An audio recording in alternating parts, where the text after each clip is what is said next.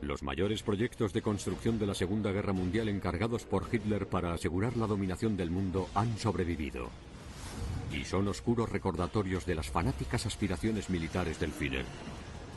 Estos son los secretos de las megaestructuras nazis. Nazi Megaestructuras 2, las SS de Himmler.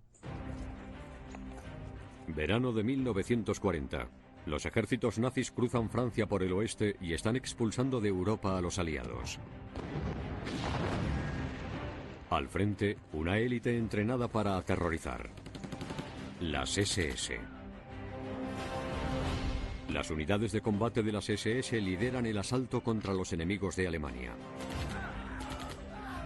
Dentro del Tercer Reich controlan los temidos campos de concentración y controlan toda la policía nazi y la seguridad interna. Lideradas por Heinrich Himmler, las SS están infiltradas en cada aspecto del Estado alemán, incluso en la construcción de las instalaciones más secretas de los nazis.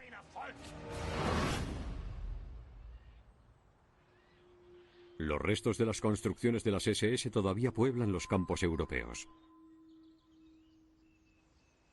El arqueólogo del campo de batalla, el Dr. Tony Pollard, se ha adentrado en los bosques del oeste de Polonia para explorar una de las estructuras más grandes jamás construidas por las SS y conocida como Proyecto Gigante. Esto parece un yacimiento arqueológico. Casi parece una ciudad perdida en la jungla, pero no lo es. Todo es hormigón y acero, y los cimientos llegan a mucha profundidad.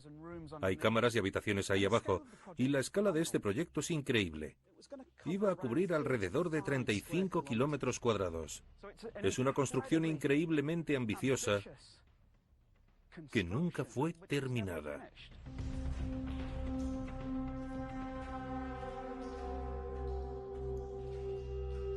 Las SS construyeron un campo de concentración por la zona para proporcionar la mano de obra de esclavos necesaria para el proyecto. Un lugar para operaciones negras tan ultra secreto que actualmente su razón de ser sigue siendo un misterio. ¿Quién sabrá lo que hay ahí dentro? Es un extraordinario escondite para un villano. El tamaño de estas rocas, todo esto es precario.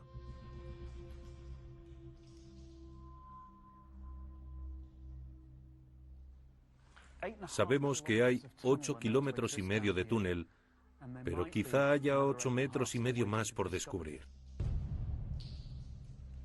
Esta es una de las miles de instalaciones creadas por las SS. Una élite de armas humanas que eran uno de los pilares de la Alemania nazi. Los orígenes de las SS se remontan a casi 20 años atrás, cuando Hitler llegó al poder. 1925. Alemania es un estado al borde del colapso tras su derrota en la Primera Guerra Mundial. La furia del pueblo es extrema. Un joven Adolf Hitler lidera un movimiento político ultranacionalista, el Partido Nazi. Hay muchísimo desempleo. Hay una crisis económica y una hiperinflación, y eso allana el terreno para la violencia, el vandalismo y todo tipo de cosas malas. Ofrecen una salida para la rabia individual. Cuando empieza a recibir apoyo, Hitler se vuelve el objetivo de los oponentes políticos. Crea su propio cuerpo de guardaespaldas para protegerse.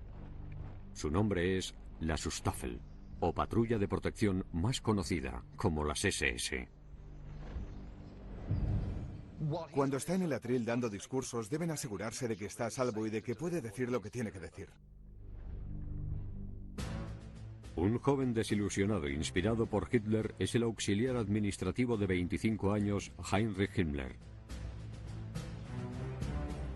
Himmler culpa a los judíos de la derrota de Alemania en la Primera Guerra Mundial. Le mueve el deseo de erradicar a los grupos étnicos no germánicos. Se une a las SS, que tienen casi 200 miembros. Con fuerza y rapidez va ascendiendo de rango. Piensa, estos son mis chicos, me puedo poner un uniforme, puedo jugar a ser un soldado y puedo hacer algo por los problemas de Alemania. En 1929 es el líder y la mano derecha de Hitler. Himmler decide que las SS evolucionen hasta convertirse en una enorme organización paramilitar con una inquebrantable lealtad hacia el Führer. Con un intensivo programa de reclutamiento, hace que las cifras asciendan a 50.000 miembros en tan solo 3 años. En 1933, Hitler y los nazis toman el control de Alemania.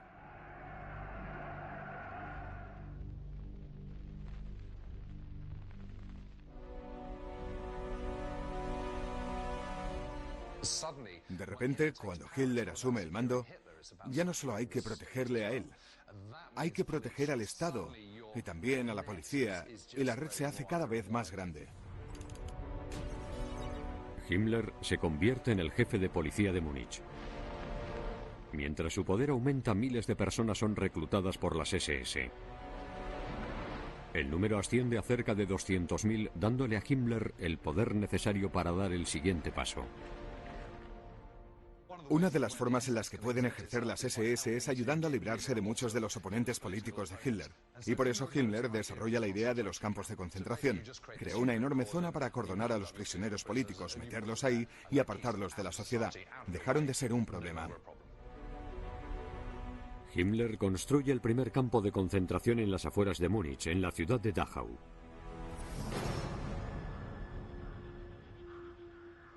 Y sus SS controlarán el campo. El profesor Steven Remy, experto en las SS, está explorando sus ruinas. Estoy en la zona más antigua de este lugar. Era una fábrica de municiones abandonada y Himmler decidió en marzo de 1933 convertirla en un campo de concentración, en el primer campo de concentración de Alemania.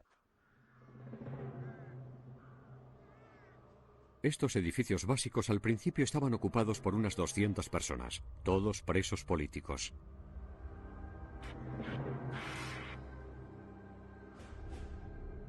El prototipo del campo de concentración contiene 11 barracas rodeadas por alambradas de espinos y 3 torres de vigilancia. Himmler decide usar Dachau para llevar a cabo su siguiente objetivo. Quiere ampliar las SS hasta convertirlas en una organización que controle toda la nación alemana. Dachau iba a convertirse en un complejo para entrenar a las SS, no solo como guardias de los presos de ese campamento y de otros, sino como parte de la infraestructura del terror que sería controlada por las SS. Himmler necesita un líder en el campamento que sea capaz de aterrorizar a los prisioneros y de controlar a los letales batallones de guardias de las SS. Elige al exsoldado y terrorista convicto Theodor Eicke. Theodor Eicke fue el primer líder importante en Dachau. Es el hombre en quien confía Himmler para hacer el trabajo de campo en la reestructuración de la sociedad alemana, usando los campos de concentración como plataforma, como base. Himmler ve en él potencial para crear una infraestructura del terror.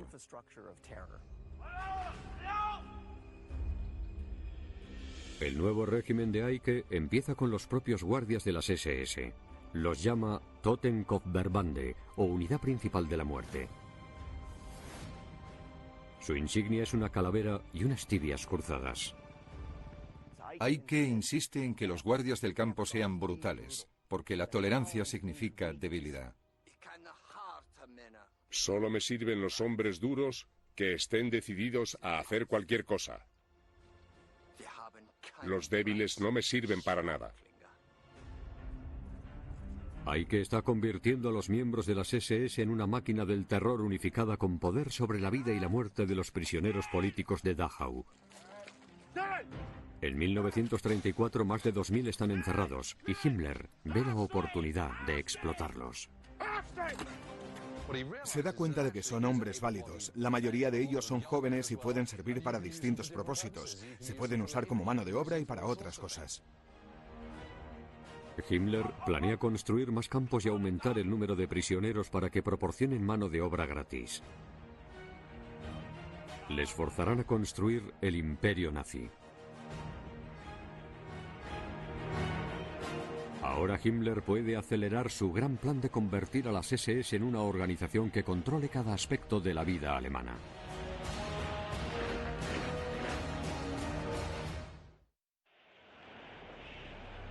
El sueño de Himmler es crear una Alemania de raza pura. Pero primero debe instruir las mentes de los hombres de las SS para que crean en su causa. Recurre a la mitología para justificar sus oscuros deseos. Himmler es, en gran medida, un fantasioso. Recuerda los mitos y leyendas que leía cuando era niño. Los cuentos sobre los caballeros teutónicos, sobre heroísmo. Algo así como el rey Arturo y los caballeros de la mesa redonda. Ve a las SS como una especie de orden de caballería a la que deben pertenecer todos los alemanes auténticos. Altos, musculosos, rubios y con los ojos azules, a pesar de que, en el alto mando nazi, casi nadie sea así.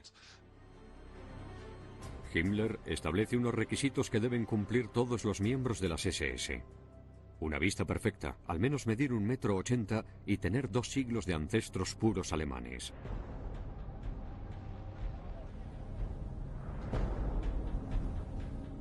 En 1934 adquiere una catedral para que la puedan venerar sus caballeros de las SS.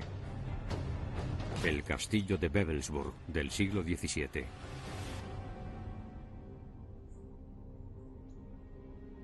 «80 años después, el ex oficial de la Armada Británica, Patrick Berry, está explorando lo que queda de la visión de Himmler. Estamos fuera de una de las torres de vigilancia de Wewelsburg, y lo que podemos ver es el contorno de uno de los emblemas más famosos del mundo.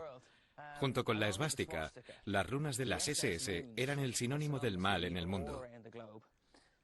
Los hombres que había aquí eran guardias de las SS. Y una de las cosas más interesantes es esto, porque es una mirilla. La idea era que el soldado que estuviera dentro pudiera ponerse el rifle en el hombro y disparar en caso de ser necesario. Se nota que el soldado de dentro debía de ser más alto que yo. Y lo irónico de todo esto es que aquí habría un soldado alto y rubio saludando a Himmler cuando éste entrara en su castillo. Cuando el propio Himmler llevaba gafas y medía menos de 1,80 m, los criterios que él exigía para los soldados de las SS. La idea de Himmler con Wewelsburg es convertirlo en el lugar espiritual definitivo para el poder nazi. Se embarca en un enorme proyecto de restauración. Himmler elige el castillo de Wewelsburg porque está cerca de la batalla histórica del bosque de Teutoburgo.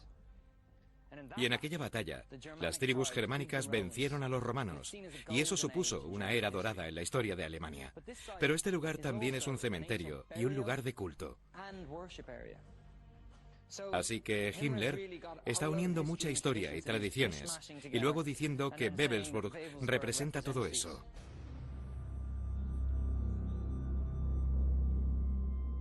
Himmler quiere que el castillo parezca lo más majestuoso posible, y por eso agranda y hace más profundo el foso sobre el que estamos.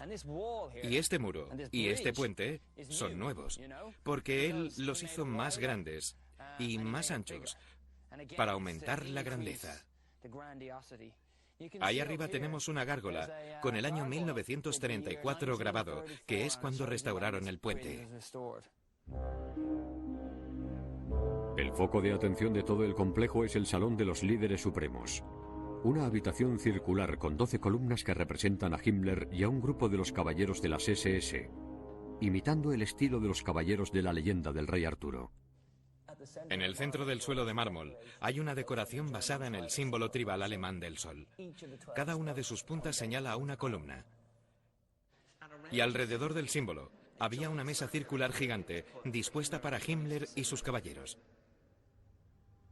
Bajo tierra, debajo del Salón de los Líderes Supremos, está la misteriosa cripta.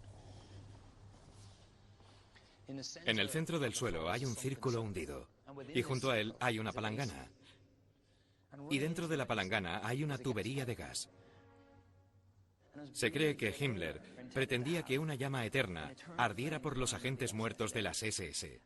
Podemos ver que ahí arriba, en la cúpula, está la esvástica, y que hay ventanucos para dejar que entre la luz justo hasta el centro del círculo, para iluminar este lugar. Lo que Himmler está tratando de hacer es crear un etos, una tradición, un ritual para su organización, que esté basado en el pasado, pero también, por supuesto, en su destino. Himmler está transformando el edificio en el centro espiritual de su culto para las SS. Puede parecer que este trabajo de piedra lleva años aquí, pero de hecho solo es un revestimiento de hormigón. Es un poco como las ideas, mitos y tradiciones de Himmler. Es todo inventado, es falso, todo es fachada.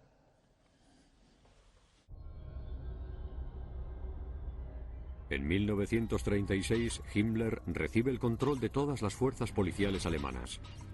La organización de las SS ahora tiene dos facciones principales: la Allgemeine, que controla la policía y la seguridad interna, y la Totenkopfverbände, que controla los campos de concentración.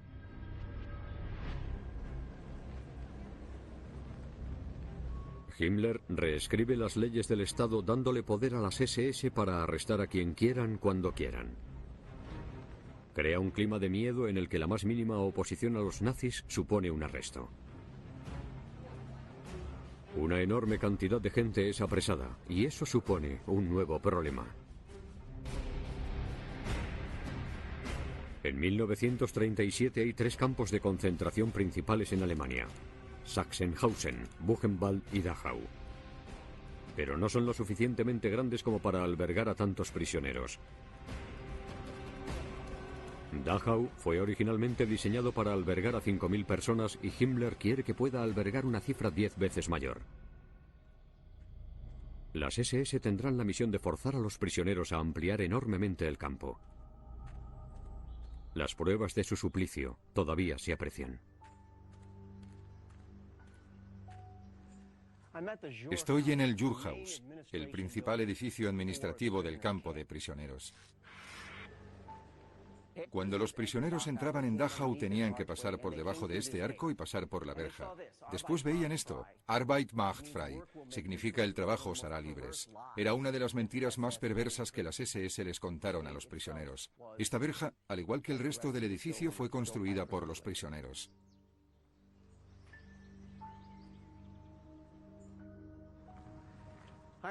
Heinrich Himmler quería encerrar a decenas de miles de prisioneros en Dachau y en otros campos de concentración. Estos son los cimientos de las barracas construidas cuando las SS reconstruyeron y ampliaron el campo. Cuando terminó la guerra había 34 barracas.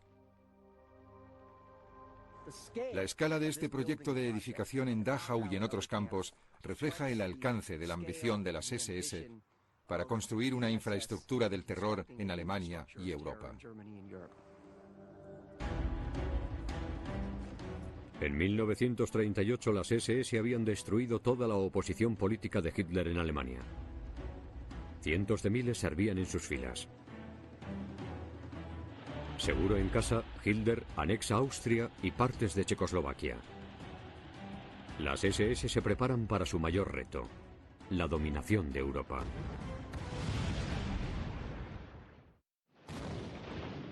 Mientras la Alemania nazi se prepara para la guerra, Himmler quiere que las SS estén a la cabeza de la lucha. Crea una facción militar de su máquina: las Waffen-SS. En 1939 hay cerca de 250.000 de gente afiliada a las SS, pero no tienen ningún entrenamiento militar formal. Son policías, guardias de seguridad, guardias del campamento, y eso es distinto a ser soldados curtidos en la batalla. Durante los preparativos para la guerra venidera, Himmler construye una instalación de entrenamiento militar en la ciudad de Bad Tölz. Partes de su estructura todavía se pueden reconocer. Esto es Bad Tölz, y aquí es donde Heinrich Himmler decide construir una academia para entrenar a la élite política y militar de las SS. Estas 2 torres marcan la entrada de la academia. La academia está diseñada para entrenar a los oficiales de élite para que estos lideren a los futuros ejércitos de soldados de las SS. Cuando Himmler crea esta academia tiene en mente como modelo básico Sandhurst en Gran Bretaña o West Point en los Estados Unidos, pero va a ser mucho más que eso. Junto con 5 horas de educación política a la semana, Bad Tölz se centra en el entrenamiento militar y en el atletismo. Heinrich Himmler sentía una extraña fascinación por la aristocracia británica, por la élite británica. Creía que esta élite dominaba la sociedad británica y esperaba que las SS cumplieran una función similar en Alemania. Algunas de las actividades físicas, algunas de las actividades de recreo en las que se entrenaban los oficiales de Bad Tolls reflejaban su fascinación por la élite británica, por montar a caballo e incluso por el cricket. A principios de 1939, Bad Tolls está preparando a cientos de oficiales de las Waffen-SS al año. La estructura de las SS de Himmler ahora tiene 3 partes. La Totenkopfverbande dirige los campos de concentración. Las Allgemeine SS controlan la policía y la seguridad, y las Waffen-SS son la facción de combate militar. En septiembre de 1939, Hitler está preparado para la guerra y planea atacar Polonia. Tiene que encontrar una excusa para justificar la invasión de Polonia. ¿Y quién puede hacer eso por él? Bueno, solo va a dirigirse a una organización, y esa es la de las SS de Himmler.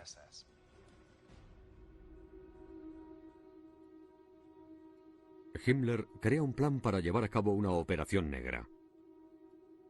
Decide fingir un ataque a una emisora de radio alemana en Gleiwitz, junto a la frontera polaca.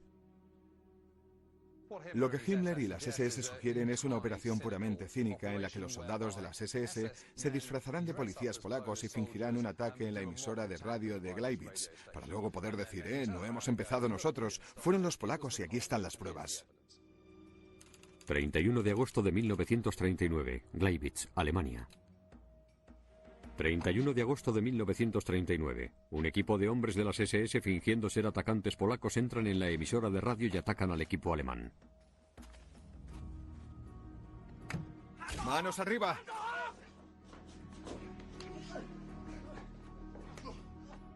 En Berlín, Himmler espera escuchando la emisora de radio. Uno de los hombres de las SS emite un mensaje en polaco fluido para que parezca que Polonia ha atacado a Alemania. Atención. La emisora de radio de Gleiwitz está en manos polacas.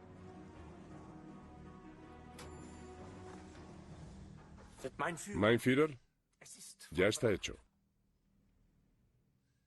Lo increíble de esto es que en unos cuantos minutos, y tras este falso ataque a la emisora de Gleiwitz, en la que golpearon a unas cuantas personas, las SS han conseguido confeccionar la excusa perfecta que necesita Hitler, que al día siguiente habla por la radio y dice, mirad lo que han hecho los polacos, esto es terrible, pues yo tengo que defender a mi pueblo.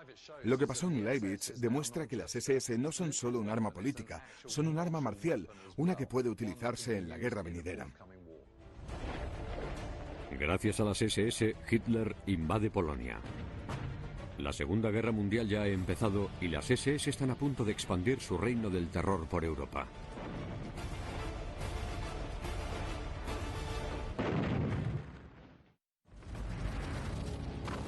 En septiembre y octubre de 1939, Polonia cae ante los nazis. Hitler ahora mira hacia el oeste, hacia Francia y Gran Bretaña. Una nueva unidad de combate de las Waffen-SS liderará el ataque. Están muy bien equipados y también están muy motivados. Saben que son la élite absoluta. Estos son los chicos que van a ir a la guerra por Hitler, por los ideales nazis, por la madre patria. Vienen de los campos de concentración en los que la violencia está a la orden del día. Y por eso ya hay una especie de brutalidad, una deshumanización en esta unidad que llevan al campo de batalla. A principios del verano de 1940, las fuerzas británicas y francesas se retiran hacia las costas del Atlántico, seguidas por los imparables alemanes, y las SS cometen una de sus primeras atrocidades militares. Los soldados de las Waffen-SS llegan a la aldea francesa de Le Paradis.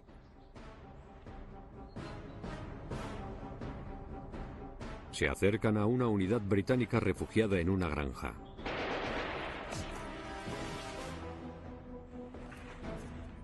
Los soldados de las SS vestidos de camuflaje empiezan el ataque.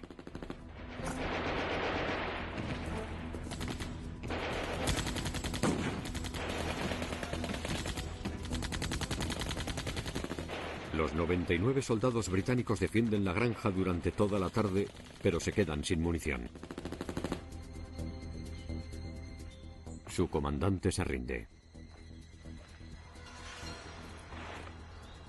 Si haces prisioneros a estas alturas de la guerra, supuestamente debes seguir el convenio de Ginebra que dictamina que debes coger al prisionero, desarmarlo y llevarlo a un campo para prisioneros.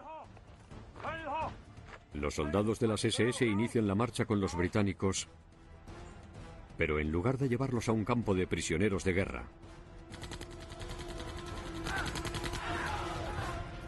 los masacran. Después, 2 supervivientes hablarán al mundo sobre los asesinatos. Lo extraordinario sobre Le Paradis es que no había ningún motivo para ejecutarles. Solo habían librado una dura batalla y habían perdido a unos cuantos hombres, pero su sed de sangre y venganza lo llenaba todo. Lo que hicieron las SS fue crear una atmósfera y una máquina de entrenamiento en las que lo totalmente inaceptable de alguna forma se volvió aceptable. El mundo libre mira horrorizado pensando en cómo narices ha podido pasar esto. En 1941 Hitler pone el punto de mira en Rusia. Su plan es conquistar grandes posiciones de tierra para el pueblo alemán. El trabajo de Himmler consistirá en erradicar a los millones de eslavos, rumanos y judíos que viven ahí. Como la invasión de Rusia se acerca, convoca una importantísima reunión en el castillo de Babelsburg. Himmler reúne a los líderes de las SS y les habla sobre la futura eliminación de las razas del Este. Uno de los presentes registra las espeluznantes palabras de Himmler. Caballeros, es una cuestión de existencia y por lo tanto será una lucha racial despiadada en la que entre 20 y 30 millones de eslavos y judíos perecerán mediante acciones militares y la ausencia de suministros de comida.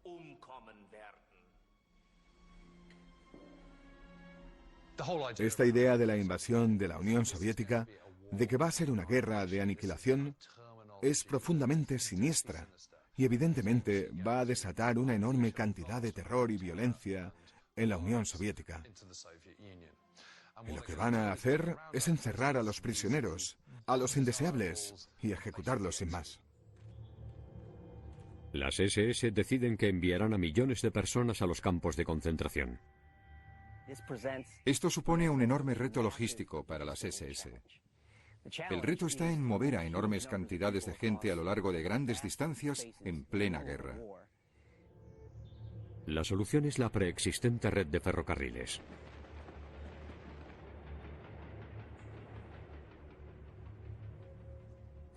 Estos restos fantasmagóricos son los restos de la red de ferrocarril que construyeron las SS y que conectaban la estación de tren de la ciudad de Dachau con el complejo de las SS y el campo de concentración de Dachau. Las redes de ferrocarril fueron absolutamente vitales para las SS. Son una forma rápida y eficaz de mover a grandes cantidades de personas a lo largo de largas distancias. La red de ferrocarriles al completo será parte de la máquina de las SS y transportará a millones de personas por el continente. Las SS ahora están preparadas para lanzar la operación más grande y terrorífica que Himmler ideara jamás.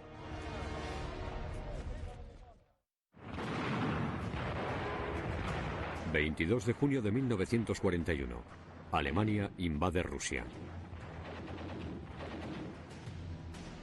En un año, el plan de Himmler de matar a millones de personas está en marcha. Los detalles de la operación supuestamente deben mantenerse en secreto, y para conseguir eso, las SS recurren al uso de eufemismos. La solución final para el tema de los judíos es un eufemismo. Transporte al este es un eufemismo. Hay muchos de estos eufemismos que las SS utilizan para tratar de borrar sus huellas, a sabiendas de que lo que se está haciendo aquí es un crimen de proporciones desmesuradas. Cientos de miles de personas son apresadas y transportadas por Europa. Las condiciones eran horriblemente inimaginables. Los nazis usaban los vagones de ganado para transportar a la gente. Los trenes iban llenísimos. En verano hacía un calor espantoso y en invierno hacía un frío glacial. A menudo los trenes se paraban en mitad de la nada y a veces durante varios días. Un incontable número de personas murió en esos trenes.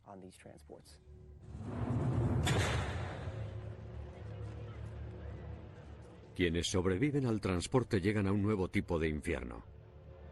Docenas de enormes campos de concentración. Muchos de estos campos ya no son solo campos de concentración, en los que hay prisioneros que se utilizan como mano de obra. Son campos de muerte, campos de exterminación que solo tienen un único propósito, que es acabar con la gente. Las cámaras de gas son el sistema de ejecución en masa preferido en muchos campos. Pero en Dachau se utilizan los pelotones de fusilamiento. Escondido en el bosque, a pocos kilómetros de Dachau, las SS construyeron un campo de tiro. Esta verja marca la entrada del campo, y aquí, en estos agujeros, había dos S's, con la forma de rayos, el indiscutible símbolo de las SS. En 1941 y en 1942, las SS llevaron a cabo una enorme operación de matanza justo aquí. Este muro todavía tiene las marcas de las prácticas de puntería de las SS. Unos 4.000 prisioneros de guerra soviéticos fueron traídos a este campo de tiro y fueron ejecutados sistemáticamente por las SS.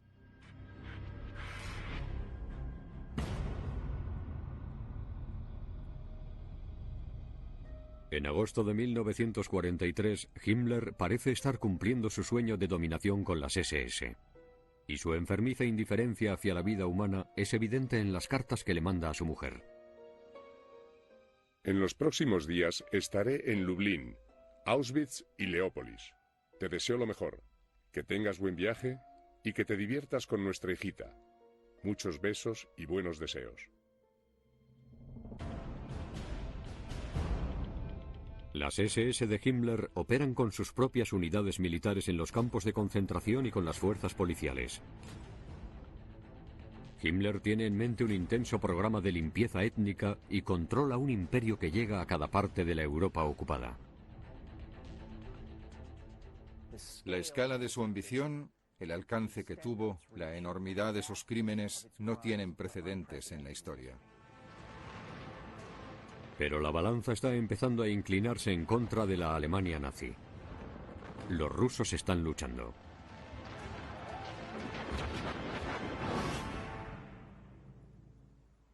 Para defender al Tercer Reich, Hitler ordena la construcción de una serie de enormes bases subterráneas construidas por los esclavos de las SS. Uno de los proyectos más grandes y misteriosos, con nombre en clave gigante, todavía puede encontrarse en la Polonia moderna. El doctor Tony Pollard está investigando los restos.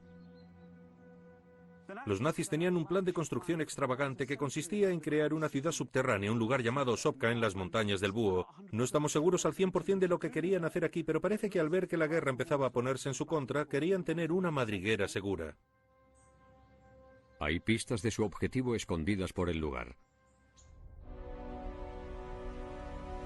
Sobre tierra, las SS construyeron 58 kilómetros de carreteras y docenas de edificios.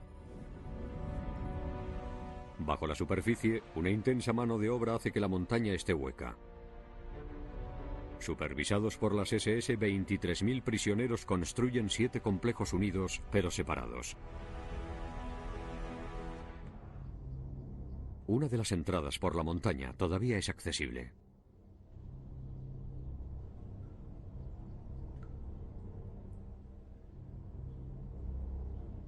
Nada más entrar, la temperatura cae en picado. Aquí dentro hace un frío que pela. Una red de túneles va desde la superficie hasta 50 metros bajo tierra.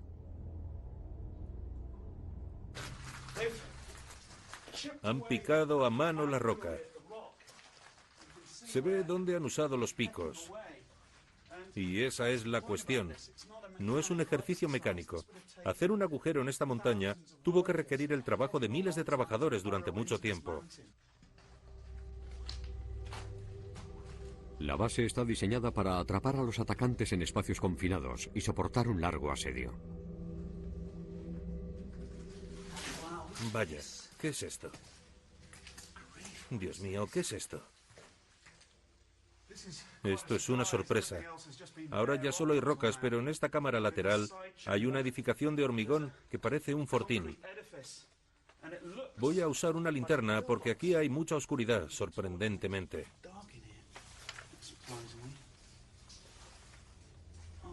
Vaya. Sí, seguro que es un fortín. Tenemos una tronera enmarcada en madera y en la parte de atrás hay un postigo de acero. Así que imagino que aquí hubo una ametralladora saliendo por la abertura y tiene sentido, porque está cubriendo la entrada en el ángulo adecuado. Esto es evidentemente producto de una mente paranoica. Es algo que el supervillano de una película de James Bond construiría para que fuera su escondite, pero el doctor no tiene nada que ver con esto. Sí, aquí hay un búnker totalmente formado. Seguramente la munición se guardaba aquí.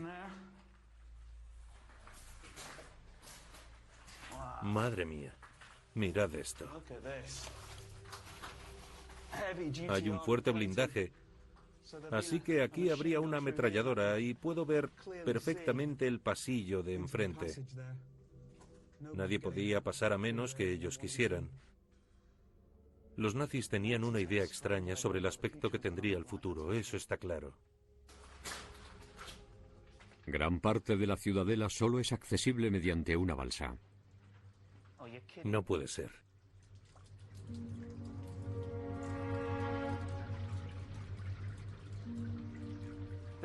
Esta sección del sistema de túneles está completamente inundada.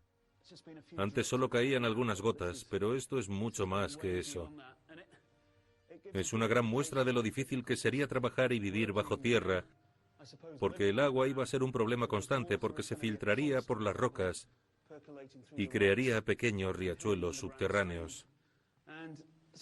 De modo que parte de la infraestructura de lo que fuera que se estaba construyendo aquí debería tener un sistema de bombeo que me imagino que estaría funcionando las 24 horas para mantener este lugar medianamente seco. Si algo fuera mal aquí, nos quedaríamos atrapados como ratas de alcantarilla.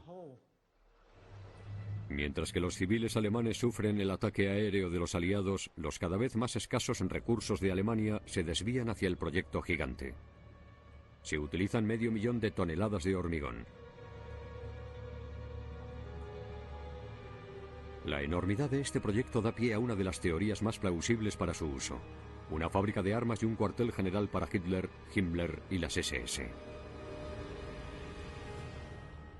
Lo que quiere conseguir es alargar la vida del Reich. De hecho, pretende que sea inmortal, y al hacer eso, también conseguirá ser inmortal él. Seguir con esa idea y continuar con el esfuerzo de guerra, incluso cuando a tu alrededor todas tus ciudades ya han sido destruidas, construir fábricas subterráneas y fábricas en las laderas de una montaña es una auténtica locura. Es un uso demente de recursos, incluso aunque esos recursos sean mano de obra de esclavos. En el verano de 1944 se estima que falta un año para completar la construcción del complejo. Pero los rusos están avanzando. Y en junio, los aliados del oeste efectúan el día D. Para Himmler, los nazis y las SS, la guerra está terminando.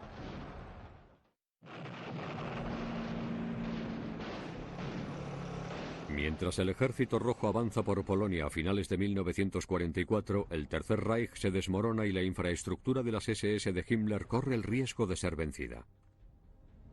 En 1945 empieza a haber una evacuación aterrorizada en la zona que rodea al proyecto gigante. Un momento, ¿qué es esto? ¿Qué es esto? Vaya, mirad eso.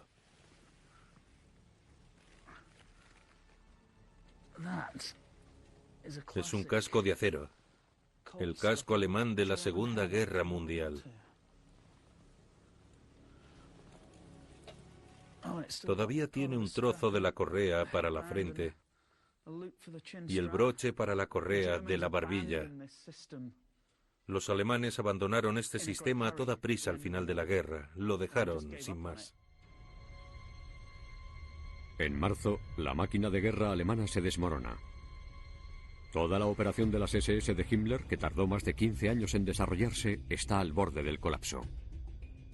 Mientras los alemanes se ven forzados a retirarse, son muy cuidadosos y tratan de ocultar sus crímenes lo más posible. Lo que no quieren es que el resto del mundo descubra la verdad que se esconde detrás de la brutalidad y el horror del genocidio que han cometido.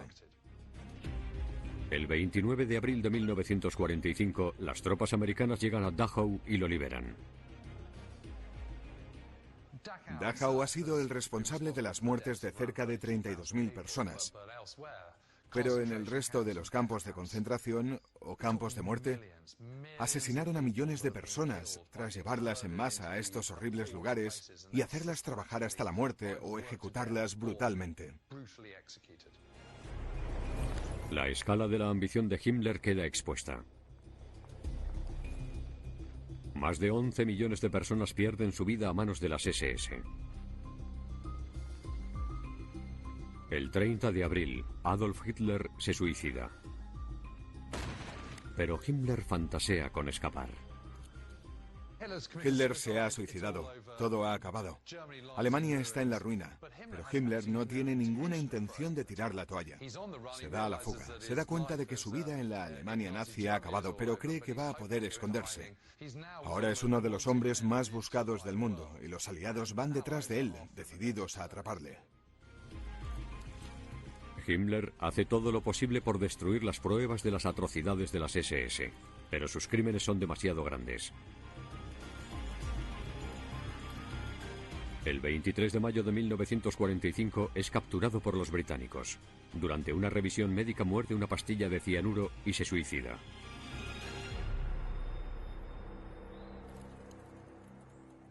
Las SS mueren con él.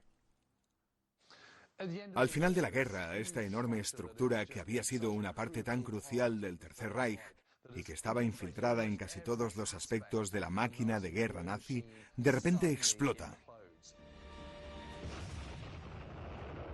Casi inmediatamente, las SS, esta enorme estructura, esta enorme organización deja de existir. Miles de miembros de las SS son juzgados por toda Europa. En Dachau, un tribunal especial militar americano sentencia a 420 de ellos a muerte.